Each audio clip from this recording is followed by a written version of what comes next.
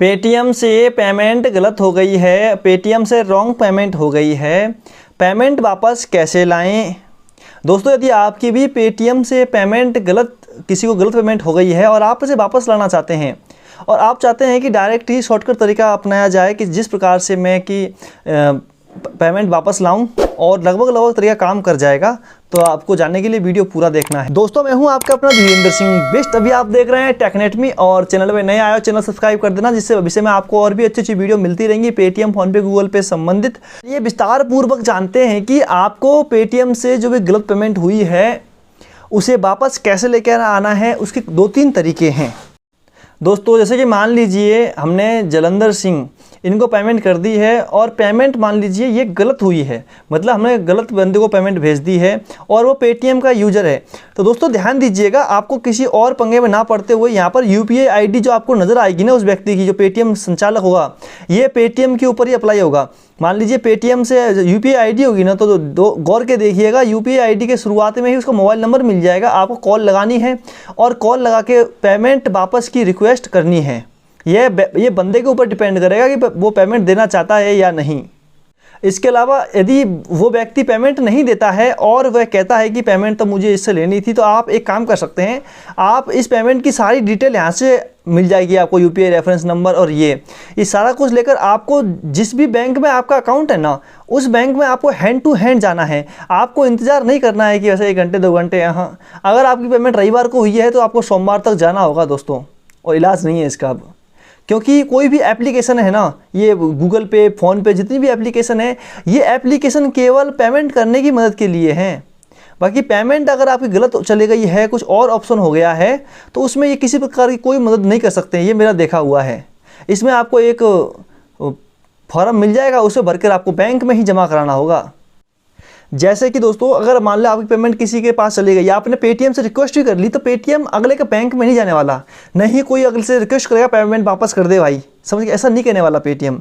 ये मेरे साथ घटित हुआ है और मैंने 1-2 बंदे का भी देखा था मार्केट में, तो वो लोग काफ़ी ज़्यादा फार्म भर दिए हैं, कोई मदद नहीं मिलती।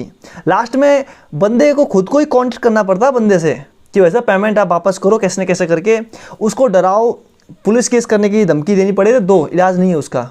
अगर पेमेंट आपकी ज़्यादा है तो आप पुलिस केस भी कर सकते हैं फ्रॉड के मामले में, आप पीछे मत हटना। दूसरा, आपको एंड टू एंड बैंक जाना है। बैंक जाकर आपकी जितनी ट्रांजैक्शन हुई है उसको बैंक के अंदर सबमिट करना, बताना इस बैंक से जो ट्रांजैक्शन हुई है।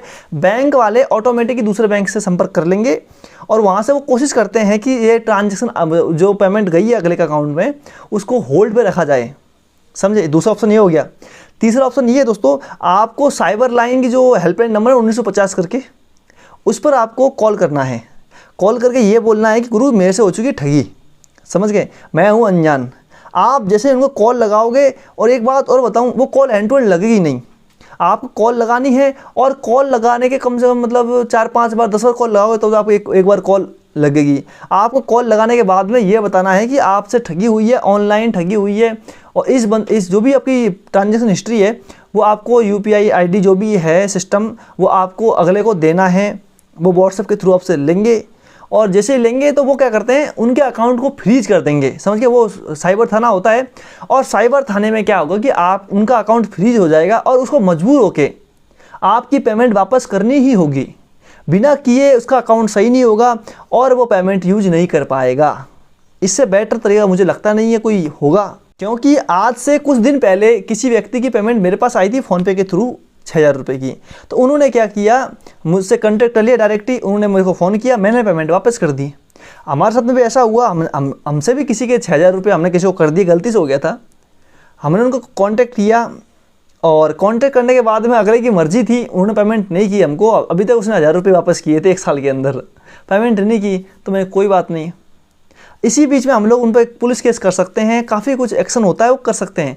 लेकिन दोस्तों डिपेंड करता है इंसान के मूड पे, क्योंकि अगर उसने कह दिया कि इस बंदे को पेमेंट मेरे को देनी ही थी, मैं इससे मांग रहा था पहले से, तो आप क्या कर लोगे, वहाँ पर बैंक कुछ नहीं कर सकता। तो इसलिए दोस्तों वो देने वाले के मूड पे डिपेंड करता है कि पेमेंट देनी है या नहीं। बाकी अगर आपके साथ में भी हो चुका है तो आप देखो 2-3 ऑप्शन को तो आपको जाना ही, बैंक आपको जाना है हैंड टू हैंड, बाकी आपको साइबर थाने में कॉल करना आपकी मर्जी है, और रिवर्सल फार्म आपको भरना है, आप जाकर बैंक में जाके भरिएगा। बाकी पेटीएम की तरफ से अगर आपको कोई फार्म मिलता है तो आप वहाँ से भर सकते हैं। बाकी पेटीएम के थ्रू से आना तो मुश्किल है, कोई भी बैंक होगा ना, तो बैंक कम से कम 35 दिन का टाइम लेता है ये पैसे वापस करने में। अगर आप साइबर थाने में फ़ोन करते हो और साइबर के थ्रू करवाते हो तो 5-6 दिन में पेमेंट आपको वापस मिल जाएगी। आशा करता हूं कि आपको जानकारी अच्छी लगी होगी, और जानकारी अच्छी लगी है दोस्तों चैनल सब्सक्राइब कर लीजिएगा। अगर आपको पेटीएम संबंधी कोई और प्रॉब्लम आ रही है तो नीचे कमेंट में कमेंट कीजिएगा, आपकी मदद की जाएगी।